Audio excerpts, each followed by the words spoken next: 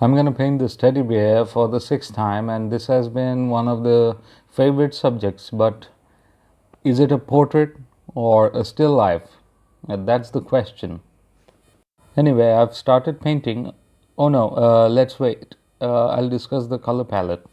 Zone palette, which includes titanium white, yellow ochre, vermilion, and ivory black, and that's sufficient for this painting. Now I'm going to tone the canvas with black, red, and yellow, and gradually I'll be wiping the surface to create a tone ground.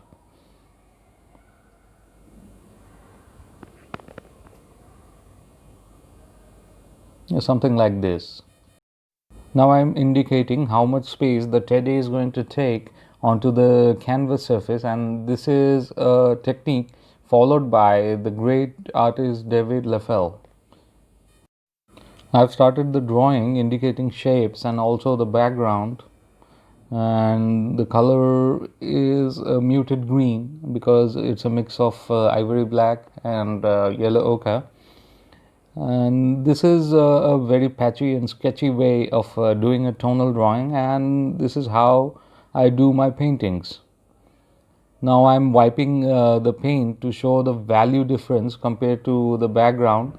Now for the initial question, I have to mention that I am somewhat obsessed with this toy, and I've painted it now for the sixth time, and two of them were sold. So this looks like a person to me now.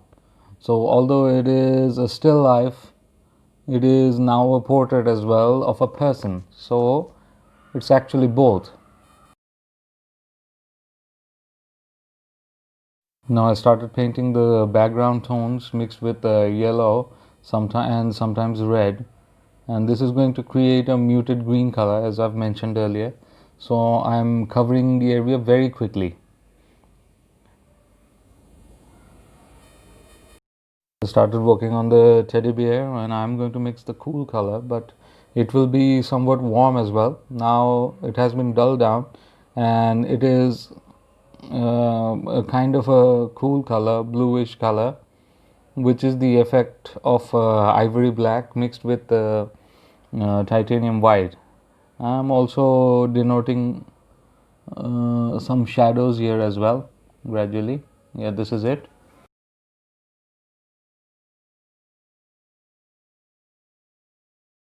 And now I'm planning to paint the warm section of the teddy bear, and this is yellow ochre mixed with titanium white, as well as some vermilion. Now it creates contrast.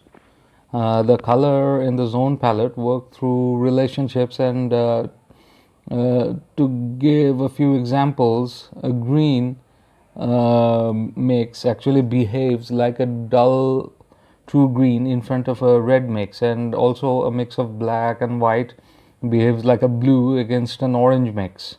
So this is one of the uh, exercises in color mixing that you can do, because we already have some commonly available colors that are behaving like red, yellow, and blue, and white for tinting. So this is great. Now I've also started working on the shadow areas and accentuating some shapes and defining the contours, and this is very interesting.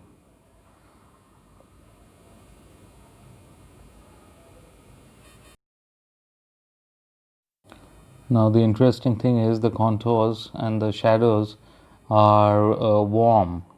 I'm using an orange color. The cool highlights will have warm shadow and vice versa. So generally speaking, that's how light and shadow behaves. Now working on the hat section, I'm using vermilion on the lighter side of the hat, and also black and red mix to the darker side.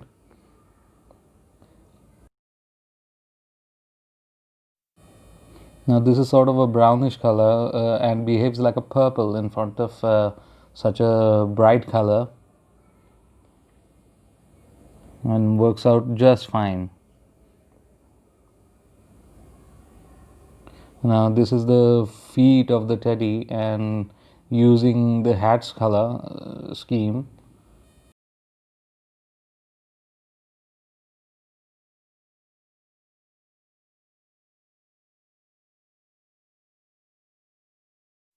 Now notice that I'm using a round brush, and I'm using impressionist as well as a pen-like grip or a sword-like grip for this sort of a paint application. And round brushes can carry more paint than any other brush.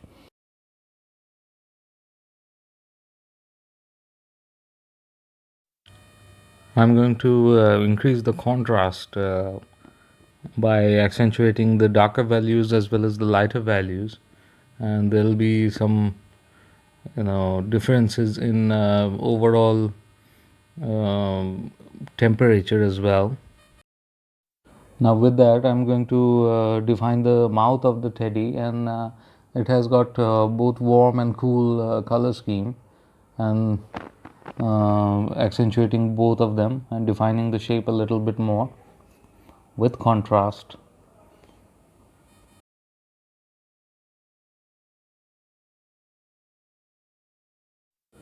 Now I'm accentuating the furs a little bit with a warm highlight mix. Gradually, I'll be applying pure titanium white for the super shines and very bright highlights.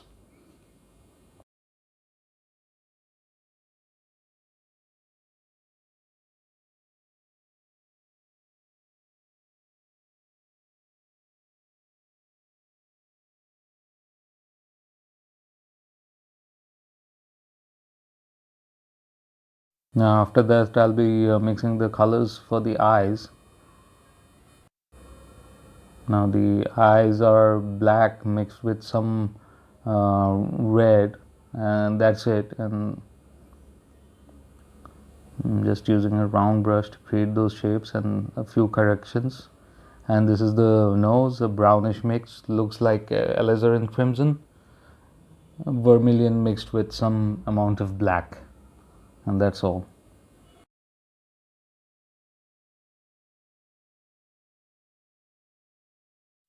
Now here I've started highlighting with pure titanium white, and pure titanium white is cooler than the lighter section on the teddy, which is actually very warm, and this is going to create a good interplay between light and shadow, creating contrast. Working on the drapery, and I'm not happy with the shapes of the cloth, and I'm going to make it abstract because it is turning the attention away from the main subject and focuses more on the drapery. So I'm going to change that, but the base is very similar to this, and it will remain so. So I'm putting dark accents with pure black, or mixed with some red, so it's green against warmer black, and some cooler sections with titanium white as well.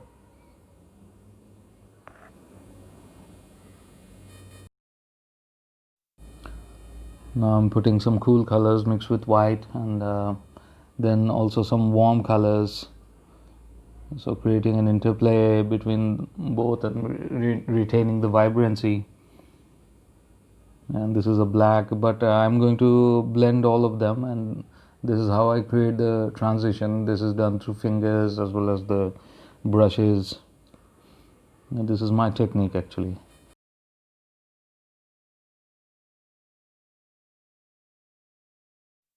Now I'm wiping some of the areas and creating it more abstract, so that the main focus, which is the teddy bear, remains active.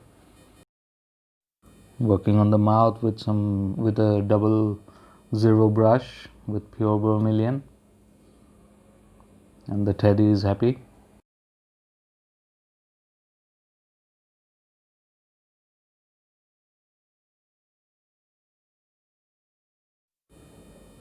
Now here are some shadows that I'm putting, and working on the hat now, and it has got some detail as well. Now Teddy's hat has some white spots and writings. I'm just putting some white spots mixed with some other colors and accentuating that for those two furry, ear like shapes. Now with that, I've decided to finish it off and signing it.